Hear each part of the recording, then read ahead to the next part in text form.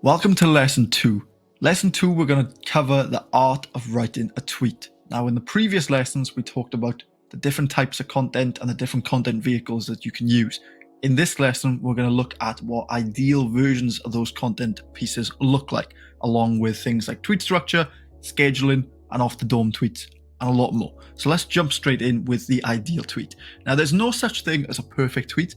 What there is, however, is an ideal tweet. But there's obviously no such thing as a good overall ideal tweet. If the goal of the tweet is to generate leads, then it's not going to be called ideal as a long form post, etc., etc. So let's break down what an ideal tweet looks like from each of the content types we just looked at in the previous lesson. So let's start with authority. Now, here is a tweet from Dylan Ander. Now, this one says, my supplement brand converted over 7% this month, and I wanted to share some secrets.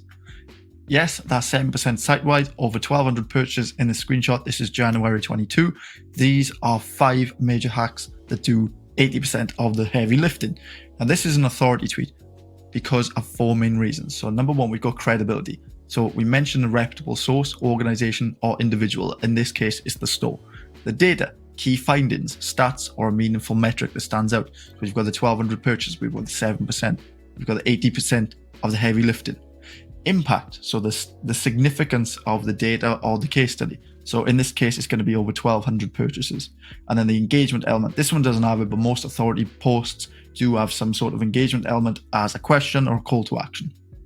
So this is what an ideal authority tweet would look like. As long as you've got, I'd say 3, you don't have to have the engagement element all the time. As long as you have the credibility, the data, and the impact, then you're good to go. Let's look at technical. So this is from me. How to get to 10K a month before the end of 2023, learn a high income skill, build a traffic source, offer the skill to the traffic. You can do this and make money within 30 days if you try hard enough. So the ideal technical tweet has clarity. It clearly states the problem you're solving or the task you're teaching. So the problem being getting to 10K a month before the end of 2023. Support and media, this one doesn't have it, but you can use diagrams, infographics, or videos. You can do that if you really want to. Brevity, a concise step or tip. So if it's a thread, your number of tweets. Otherwise, in this one, it's just a simple step 1, step 2, step 3. And then a link, if you have the steps on a video or a blog or a website or wherever, you can put that link in and you can I would throw in the second tweet. I wouldn't throw in the main tweet because that's just going to look a bit weird. But that is the ideal for a how-to. You basically just want clarity and you want a concise step-by-step or tips. You can have support media and links if you really want. Lead gen tweets. So this again is from me. So this was more of a sales tweet. This was a hard sell. So the presence, this is for this course actually. The Presence Pillars Masterclass pre-sale is now live. 7 modules, all of which teach you how to grow, how to generate leads, how to build authority. 17 slots are already sold out of the 150. If you want a fat discount, then you can grab you with a link. Okay, so value proposition. Clearly state what the user will get or learn. So they're getting 7 modules on how to grow, generate leads, and build authority. Engage in visual. Catch image or GIF that aligns with the offer. So in this case, we put the presence pillars with some text on there to look nice and pretty. Urgency and scarcity. Limited time offer, only a few spots left. We've got 17 out of the 150. And then a clear call to action. Direct users to click a link, sign up, or another specific action, like go to your newsletter or DM me or something. So if you want a fat discount, then you can grab a year. So this would be a perfect lead gen tweet. This made a lot of money and this generated a lot of bother. All right, value tweets. These are going to be your most common, like we talked about last time. But this again is from me. I've used most of mine examples because I do these on a daily basis. But ignore all the BS tweet 3 times a day advice. Trust me, this is what you need to be doing. Focus 50-50 on value and stories. Reply to absolutely everyone. Talk to everyone under their post. Do short form vids and long form tweets. Now post as much as you possibly can. So the key metrics for a ideal value tweet would be evergreen information. So you share a tip or a fact that has a lasting relevance. So in this case, it's going to be the 50-50 value and stories. It's going to be replying to absolutely everyone, talking to everyone. Usefulness should directly benefit or inform the reader. Well, in this case, it does because I'm telling people how to grow. Relatability. Aim for content that many of your followers can relate to or find useful. Everybody knows that you have to reply to everyone, you have to talk to everyone, you have to focus on value and stories. And then easy share. So craft this so users will want to retweet it or share with others. In this case, it's given direct. It's not niche down to anyone. It's telling people if they want to grow, then they have to do this. So it's retweetable. Stories. Now, this again is from me. I'm not going to go into all of this tweet. I'm just going to read a few lines. So I nearly deleted my account because of the algorithm changes. Not now, back when I was at 27K. Same exact thing happened as what's happening now. Blah, blah, blah. So emotional hook. Start with a compelling statement or question. So obviously, being the size of account that I am, I nearly deleted my account because the algorithm changes, and that was such a big thing going on a little bit ago with the algorithm changes. So people are going to be like, oh, he's going to delete his account. Narrative arc. Even in tweet, have a beginning, middle, and end, or you can promise more in a thread if you're doing a thread.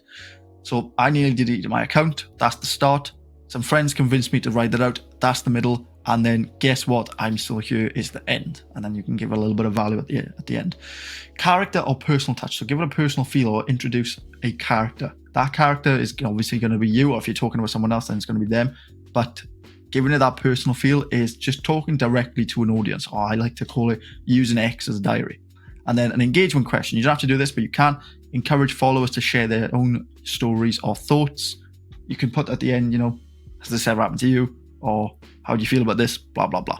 You don't have to do this, but the 3 key metrics are going to be the emotional hook, the narrative arc, and the character or personal touch. Personal takes. Advice I've been following recently. Pretend there's a camera following you, filming your success story. You're going to try your absolute best to work as hard as you can. Help me a ton. Authenticity. Express genuine feelings or beliefs. I genuinely believe this because it's something I do on a daily basis. Respectful tone. Even if the opinion is strong, avoid alienating or offending unnecessarily. This is something you need to do with your personal takes, because obviously personal takes sometimes, this one is more of a general take. It's not going to really offend anyone. But if you're putting out a personal take and it's going to deeply offend some people, then try and do it in such a way where it's not making you come across as a bit of a dick. Relevance. Connect to current events, trending topics, or prevalent discussions in your niche. So I think a big topic is procrastination, especially in the niche I'm in, is procrastination. So I like to help people or sort of motivate people to get away from that whole dilly-dallying and just get to work. And this is a good thing that I used to do, because when I used to procrastinate, I used to do it and it helped me a ton. And then open-ended, this one doesn't have it, but you can have an invite for others to share their views, fostering dialogue. This can be a question, or you can have it as a polarizing thought and leave it open instead of just telling people what to think. Okay, so that is the 6 content vehicles and the ideal versions of what they look like, along with all the things that you should be putting into them to make them pop. Now let's talk about tweet structure. Now, ideally, your tweets should be spaced out enough so people don't see them as massive chunks of text. There's absolutely nothing wrong with writing tweets that have multiple lines. What you should avoid doing is chunking text together like a paragraph. So people have very little attention spans these days, so big amounts of text is going to put them off. Just use short sentences. Use new lines often. Make each sentence a run-on sentence so people find it impossible to stop in the middle. So just don't have those chunky paragraphs of text. Space it out. After you finish a line, make a new line. After you finish a sentence, make a new sentence. You can even have one words. Like if you say something like, do I think the school system is toxic? New line. Yes. New line. And then you explain why, and then you keep going. So it's not just chunky paragraphs of text, because that's going to put a lot of people off. All right, let's talk about scheduling or off the dome. So scheduling. Scheduling is a great way to get all your content out of the way for the day or even the week, so you can focus on other things. There'll be no moments where you haven't posted and you have to force out a piece of content in the heat of the moment. But then again, if you're sitting down at the end of every week or every day, whatever, trying to come up with a week's worth of content, that content is forced, so it's not really your genuine thoughts at the moment. Scheduling is a double-edged sword. Off the dome, I personally love it. All of my content is off the dome, but I've gone to a level where I can afford to just tweet what I want when I want. Obviously, my content is of high quality, otherwise I wouldn't post it, but I'm very much for off the dome content, as it's your raw, genuine thoughts at that moment, which is the essence of a personal brand. But then again, if you have literally nothing to say, or you have not one thought during the day for a post, then you're going to go through the day without a single piece of content. So what should you do? At the end of the day, there's nothing wrong with either method. That you shouldn't say, oh, off the dome is better than scheduling, or scheduling is better than off the dome. Both are good. You should do what you feel is best for you and what works best for you. If you prefer to schedule tweets, schedule tweets. If you prefer to fire from the hip, do that. A little piece of advice I'd normally give to people about posting is schedule so you can at least have some content in the pipeline, like your frustration tweets or your stories. And then for the rest, tweet it from the hip. So mix it up a little. So as long as you've got something for the day scheduled, then you can go throughout the day knowing that you can tweet what you want, and if you can't think of anything, at least you've had content for the day done. Right, so let's talk about creating fire fast. Let's say you're in a predicament where you haven't tweeted all day and your schedule of tweets is empty. So you need to tweet, but you can't think of absolutely anything. Now, normally, if I were in this predicament, I wouldn't post because I don't believe in forcing out any old garbage just for the sake of it. But there's nothing wrong with firing out some quality tweets in the spirit of the moment. So here's what I do when I have absolutely no inspiration or any ideas in the timeline. So here's what I do when I have absolutely no inspiration or any ideas. I hit the timeline, go to my favorite creators. I read their tweets for the day, I form my opinion on their posts, and then I tweet my opinion on that topic. No, that's not copying. Copying would be saying the exact same thing as them, but using your own words or just simply copying and pasting. Don't do that. That's awful. Taking inspiration in the form of your own opinion on the topic is completely different to copying. So let's just do a test. Imagine I tweeted, the school system is absolutely broken, blah, blah, blah. You form your opinion on that sentence and then come up with your own tweet using your opinion. It doesn't even have to be about school. You just let your mind wander. Doing that was an exercise. You don't have to tweet or anything, but just do it in your head. So the school system is absolutely broken. Form your own opinion on it right now, and then come up with some content for it. Now let's talk about personality and personal language. So personality, when you build a personal brand, personality is essential. Just like riding a bike that has wheels. If you're not using personality when you build a personal brand, you're not building a personal brand. You're building a theme page. Now when I say personality, I mean writing how you talk, saying things you say, being your complete self, not trying to be more professional or trying to act like someone you're not. People are ultimately following personal brands because of the people behind those accounts. They like who they are and what they stand for. So if you're pretending to be someone you're not, then people are ultimately following a false image of you. So you need to be 100% yourself when you grow your account. Stories, slang, language, wording, etc. Don't try and be the next someone. You have to try and be the first you. That's personality. Personal language is another overlooked element of a personal brand. So personal language is using words like I or we. A lot of people will use general language that doesn't incorporate themselves in any way to their content. So you need to be using yourself in 90% of your content so people can see the personal side of the brand. So not a general belief, it's your belief. Not a general tip, it's your tip. Not a general piece of advice, it's your piece of advice. You show people your own thoughts, opinions, stories, and advice. How to reach 10K a month is general. Here's how I would reach 10K a month is personal. All right, let's look at content that solves. Most people are going to create content that's going to hit a brick wall. There's no purpose behind it. It's just whatever's on their mind at the moment, which isn't necessarily bad. Tweeting what's on your mind is a good thing when you grow a personal brand, but your content should have a purpose behind it. The main goal of content with a personal brand is to inform or to teach. Informing tweets are things like stories and experiences. Teaching tweets are tweets that solve your target audience's problems. They are your value tweets that take your audience's main problems and use your own advice, experience, education to solve them. Let's look at some examples. All right, so we're going to look at some problem-solving tweets. So we've got the problem on the left and then the tweet on the right. So let's say your audience's problem is they can't get to $10,000 a month. You could write a tweet. I spent the last 2 years trying to hit 10K a month. I tried every single tip, trick, and strategy. I finally hit that number last week. If I had to do it all over again, these are the 5 steps I followed together in a quarter at a time. So this is incorporating an experience. It's a technical tweet. It's almost a story tweet, and it's an authority tweet in one. But it also solves your audience's problems because it's showing your authority and it's giving them the value and the solutions that they need to hit that $10,000 a month. So it's solving that problem. Well, let's say their problem is struggling to gain followers. The tweet could be, it took me so long to hit 100,000 followers, but ever since I started doing whatever the value is, I started growing by 100 followers a day. People are going to read that and be like, oh, this is interesting. This guy's at 100,000 followers. I want to do that. He said he's gaining 100 followers by doing this. Let me read it. And it solves their problems. But let's say their problem is they can't close anyone on sales calls. The tweet could be, bro, I used to suck at sales calls, but then I started learning how to structure them so I could sell more. Find their problem, find why they haven't solved it, propose a solution, sell. And then people who suck at sales calls and they can't close anyone are going to read that and be like, okay, maybe I'll try this my next time. Try it, get results, and then be like, oh my God, this guy helped me out. I'm going to follow him. I'm going to engage with all of his stuff. I'm going to tell people that he's good at what he does. They're problem-solving tweets. You find out what your audience sucks at, and then you provide the solution using your own advice and your own experiences. So this is the equation.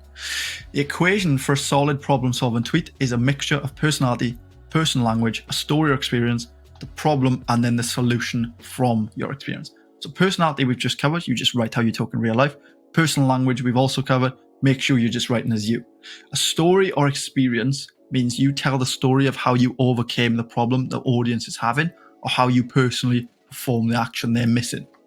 The problem being the problem that the audience is having, and then the solution from experience is the value you propose. You show them how you solve the problem yourself. So all in all, you solve people's problems by showing how you solved it for yourself, showing them what you personally do for that problem, or what you would do if you were them. That's all you need to do for problem solving. And with that comes a high quality audience. So when you solve problems through your content, you'll start to attract the people who have those problems. It's like a fishing scenario. You are the fishing rod bringing in these fish. But fish are not going to come to you without bait, the bait being your content. But different types of bait or content attract different types of fish. So if you want to attract a certain type of fish, you need a certain type of bait. If you want to attract a certain type of audience, you need a certain type of problem-solving content. You solve web design problems, you'll attract web design people. You solve copywriting problems, you're going to attract copywriting people. We've discussed this in previous lessons, but you first identify your target audience, then you find their problems, and then you curate your content to attract them. Then they're yours to nurture as much as you please. You can sell to them, you can market to them, you can do whatever you want. If your content is just a mixture of unniched solutions, you'll just attract non-specific people who are not going to buy from you nor benefit from your content. So your content needs to be specific, targeted, and purposeful. Let's have a look at the do's and don'ts. So we'll start with the do's first. So these are the do's of writing a tweet. So be clear and concise. So since X has a character limit, make sure your message is succinct and to the point, unless you're doing long forms. Resonate with your audience too. So show people you're human, write personal stories and experiences that show transparency. Proofread. This is a big one. Check for grammar, spelling and clarity before you tweet. Engage in conversations. Reply to all the comments. Every single person who replies to you, remember that X is a social platform, so reply to them. Schedule your tweets. If you don't have the time to be on X during the day, schedule it. Be authentic. Authenticity resonates with audiences, so be true to your voice and your brand. Personal language, you're building a personal brand, so no more how-to. From now on, you're going to write how I. Personality. Easiest way to use personality is by writing the tweet exactly how that little voice in your head says it. Not professional, not perfect, just how you would say it. And use stories and experiences. So the best way to convey your point is with personal stories or experiences. Value, entertainment, or promotions. You put yourself in the content. You show people what you did whilst conveying the value of what you did. Now let's cover the don'ts. So don't over-promote. It's okay to promote yourself or your business, but just ensure that it's not the only thing you're tweeting about, because people are going to get pissed off. Avoid delicate topics, so racism, or like the gender stuff, politics, depression, etc. It's just opening up a can of worms for yourself. Stick to just what you know. Don't neglect engagement. So if someone replies or interacts with your tweets, don't leave them hanging. So you have to engage back. Avoid being too personal. So yeah, personal stuff is good, but not when you're complaining about how crappy your day was or stuff like that. Personal stuff is good when you're showing people your story, or when you're showing people what you do day to day to get ahead, things like that. Not when you're complaining about how awful your job is, or if your wife has been screaming at you. Don't use hashtags. They do absolutely nothing. They make your posts look abysmal. Just never ever touch them again. Avoid thread spamming. If you have a lot to say, it's okay to create a thread, but don't go overboard with the tweet chains that could annoy followers. Just use long forms or post them on different days. Don't just do like 3 threads a day for a week. That's just going to get annoying. Don't engage in trolls or negative behavior. The block button is your best friend. You don't need to be arguing with pixels. It's no point. And don't plagiarize. Always give credit where it's due and avoid copying others' content. If you take inspiration and it's very close to someone's tweet, just say you got inspiration from them. But don't copy and paste. Don't say the exact same thing other people are saying. It's going to ruin your brand. And avoid being inconsistent. So regularly update your account and avoid long periods of silence or inconsistent posting patterns. You should be posting every single day. They are the do's and don'ts of writing a tweet. Now let's look at polarization. So if you want to be someone who stands out on X, you have to have polarizing opinions. You can't always just agree with what people say. You need to be a thought leader, a voice for the voiceless. And that means pissing some people off to find your tribe. This is where personality comes into play. You and I both don't agree with every single thing on social media, but the difference between myself and the majority of creators is I'm not afraid to stir the pot. But there's a difference between stirring the pot for beneficial gain and just doing it to be a dick. So being polarizing basically means expressing strong, potentially controversial opinions that strongly resonate with some individuals while strongly opposing or offending others. Some people intentionally cultivate a polarizing persona to boost their visibility or engagement. But you shouldn't use polarization as the main driving factor for your growth. but you should definitely use it to show that you are a leader and you're not afraid to speak your mind. So it's very important to approach polarization with caution, as it can and it will alienate certain groups, can invite conflict, and it can potentially harm your reputation or brand. So here's how I normally conduct polarization on my account. So I take a firm stance, so express strong opinions on controversial topics without hedging or seeking the middle ground. Challenge popular opinions, deliberately go against widely accepted viewpoints. Strong language, employ evocative, definitive, and emotional language. Engage with detractors. So instead of just ignoring the people in the comments who disagree with you or blocking them, engage with them, debate with them. You don't have to argue with them. You can just talk with them. Highlight the extremes. So focus on the most extreme examples or outliers to make a point. Be consistent with it. Continuously share content that aligns with your polarizing perspectives to solidify that stance. Affiliate with polarizing figures. Engage with, you don't have to, but you can retweet or support other polarizing individuals or groups that you agree with, and then avoid any nuance. So favor black and white statements over nuanced explanations. Okay, that's polarization. Let's cover the last point, which is creating for virality. So if you want to create a post to be viral, there's two things you need to do. You need to resonate and you need to show transformation. So let's go over resonation first. So resonation means creating content that resonates with other people. It means after or during reading your stuff, they go, I know exactly what that feels like. You have to remember at the end of the day that the people you target or the people who follow you are still human. So they still have issues, they still fail, they're still learning. So be human back. Post things that play with their emotions. Tell a story that creates empathy. Write for impact, not for likes.